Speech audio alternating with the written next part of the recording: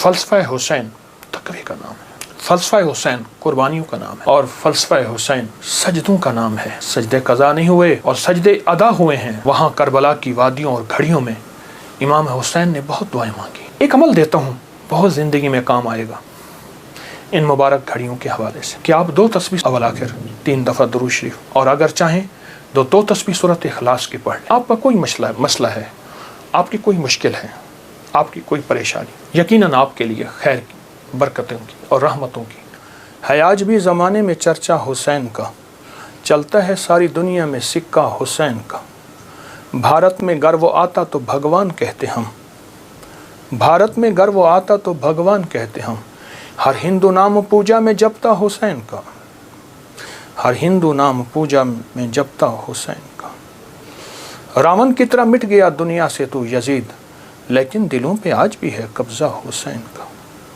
سرپنا جو پٹکتی ہے پیاسوں کی یاد میں، لیتی ہے نام گنگا و جمنا حسین کا۔ جے سنگھ پناہ مانگے گی مجھ سے چتا کی آگ، جے سنگھ پناہ مانگے گی مجھ سے چتا کی آگ۔ مر ہندو ہوں میں ہندو ہوں مگر ہوں شیدا حسین کا، ہے آج بھی زمانے میں چرچا حسین کا۔ ایک ہندو کا اظہار عقیدت ہے اس کے مذہب کے مطابق، اس کے ایمان اور اس کے عقیدے کے مطابق۔ محرم کی گھڑیاں حضرت امام حسین، ان کے قافلے، ان کی محبتوں کے ساتھ بہت نمایاں ہوئیں۔ لیکن اگر محرم کو ہم ازل سے دیکھیں تو حضرت آدم علیہ السلام زمین پہ جو تشریف لائے محرم کے مہینے میں آئے۔ نوح علیہ السلام کو جو کشتی میں کنارہ ملا محرم کے مہینے میں ملا، اور لوط علیہ السلام کی قوم کو آخر کار ان میں سے جتنے لوگوں نے توبہ کی محرم کے مہینے میں۔ ابراہیم علیہ السلام کو آگ سے نجات محرم۔ ایک پوری تاریخ ہے ایک پیچھے، محرم کے مہینے کے تقدس کی، احترام کی، حرمت کی ایک پورا نظام ہے۔ اور محرم کے ساتھ امام حسین کی نسبتیں، حضرت حسین بن علی بن ابی طالب، ان کی نسبتیں بہت عجیب ہیں۔ اب سوچنے کی بات یہ ہے کہ انہوں نے ہمیں دیا کیا ہے۔ امام حسین کی زندگی کا سب سے پہلا نظام تقوی ہے، اور تقوی نیکی کرنے کو نہیں کہتے۔ کسی نے حضرت عباس رسول اللہ صلی اللہ تعالی وسلم کے چچا، ان کے بیٹے حضرت عبداللہ بن عباس سے پوچھا تقوی کس چیز کا نام ہے؟ تو پوچھا نہ کرنے کا نام ہے، کرنے کا نام تو نہیں ہے۔ فرما دیجئے کیا کرنے کا نام، کیا نہ کرنے کا نام؟ فرمایا تقوی گناہ نہ کرنے کا نام ہے۔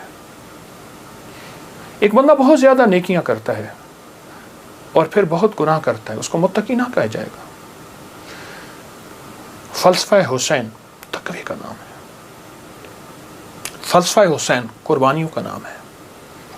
فلسفہ حسین پانی نہیں مل رہا، پیاس کی شدت ہے، میں اس جگہ کو جا کے خود دیکھ کے آیا ہوں، کربلا کی ان وادیوں میں، لیکن اس بات کا اس پیغام کا نام ہے کہ وہاں حرام نہیں چلے گا، وہاں مشکوک نہیں چلے گا، وہاں حلال طیب اور طاہر زندگی چلے گی۔ ایک نظام ہے۔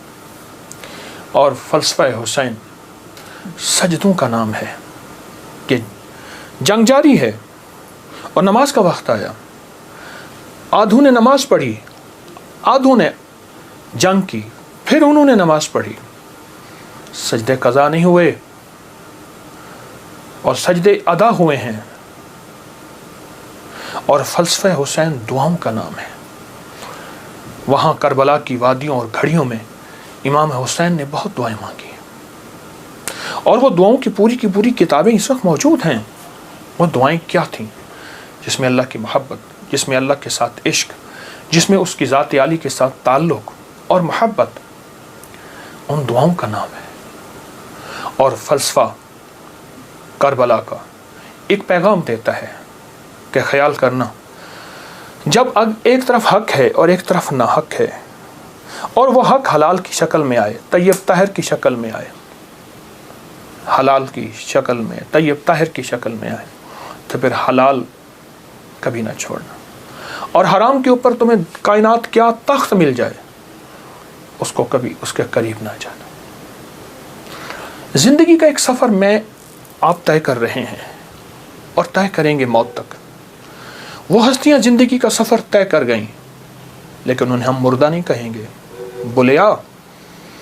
بلیا سی مرنا نہیں گور پہ آ کوئی ہو، کہ ہم مرنے والے نہیں ہیں۔ اللہ کے عاشق ہمیشہ زندہ ہوتے ہیں، اور اللہ کے عاشق ہمیشہ زندہ ہوتے ہیں اور زندگی کا سفر طے کرتے ہیں۔ عاشق ہمیشہ زندہ ہوتے ہیں، اور عاشقوں کی زندگی ہی اصل زندگی ہے، اور وہ زندگی ایسی زندگی ہے جس زندگی کے بعد موت نہیں ہے۔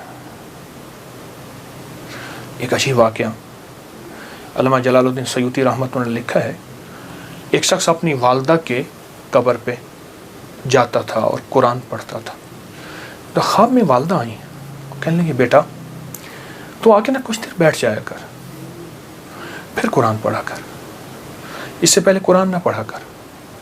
کیوں؟ جب تو آتا ہے قرآن کا نور تجھے گھیر لیتا ہے، بیٹا میں تجھے دیکھ نہیں سکتی، تیرے قرآن پڑھنے سے میری قبر نوری، نورانی، روحانی، اس میں روشنی، اس میں برکت، لیکن میں تجھے دیکھنا بھی چاہتی ہوں، ماں ہوں، مام کی مامتا بیٹے کو دیکھ کے بھی کلیجہ ٹھنڈا کرتی ہے۔ یہ زندہ ہوتے ہیں، ان کو موت نہیں آتی، انتقال ہوتا ہے۔ انتقال کہتے ہیں منتقل ہوتے ہیں ایک عالم سے دوسرے عالم، یہ عالم شہود ہے، عالم ارواح سے آئے ہیں ہم، اور عالم برزخ کا سفر ہمارا جاری ہے، آنے والا ہے، جس کا نام موت ہے، فنا ہے۔ ان ہستیوں نے ہمیں ایک پیغام دیا، ان ہستیوں نے ہمیں ایک زندگی کا سبق دیا کہ کبھی بھی زندگی میں اگر یہ نظام آ جائے تو پھر حلال اور حرام کی پہچان کرنی ہے، پھر حق اور ناحق کی پہچان کرنی ہے، اور حلال اور حرام میں اگر کنبا جا رہا اور معصوم بچے جا رہے، اور پھر یہ نہیں دیکھنا کہ کون جا رہا، پھر دیکھنا یہ ہے کہ اللہ کی راہیں، سچی راہیں کون ہیں اور کہاں ہیں اور کیسے ہیں۔ امام حسین کی زندگی میں اور ان کا جتنا بھی قافلہ تھا، ان کی زندگی میں کچھ وظائف بھی ملتے ہیں جو میں لوگوں کو بہت بتاتا ہوں، اور اس سے بہت فائدہ ہوتا ہے اور اس سے بہت نفع ہوتا ہے۔ ایک عمل دیتا ہوں، بہت زندگی میں کام آئے گا، ان مبارک گھڑیوں کے حوالے سے ایک عمل دیتا ہوں اور اس سے بہت فائدہ ہوگا۔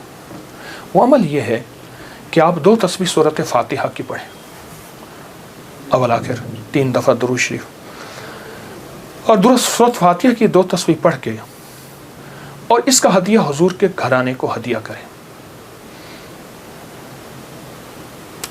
اور اگر چاہیں تو 2 تسبیح سورۃ اخلاص کی پڑھ لیں، 2 تسبیح سورۃ اخلاص کی، اور اس کا ثواب حضور کے گھرانے کو ہدیہ کریں، اور یہ سورۃ اخلاص کا پڑھا ہوا ہدیہ اللہ کی رحمت سے نوروں میں، برکتوں میں اور اللہ کی رحمتوں میں پہنچتا ہے 100%، اور حضور کے گھرانے کو ہدیہ کریں۔ اور حضور کے گھرانے میں حضور کی بیویاں، بیٹیاں، داماد، نواسے، نواسیاں، یہ حضور کا گھرانہ ہے، اور اس حضور کے گھرانے میں یہ حسینی قافلہ بھی حضور کا گھرانہ ہے۔ ان کو ہدیہ کریں حضور کے گھرانے کو، اور جو مراد مانگے اللہ عطا کرتا ہے، اور یہ مسلسل عمل کرتے رہیں۔ آپ دن کے کسی وقت صبح شام 2 تسبیح سورۃ اخلاص پڑھ لیں، ہر دفعہ بسم اللہ الرحمن الرحیم 7 پڑھیں، اور اول آخر درود پاک پڑھیں، اور پھر یہ تسبیح آپ ان کی خدمت میں ہدیہ کر دیں۔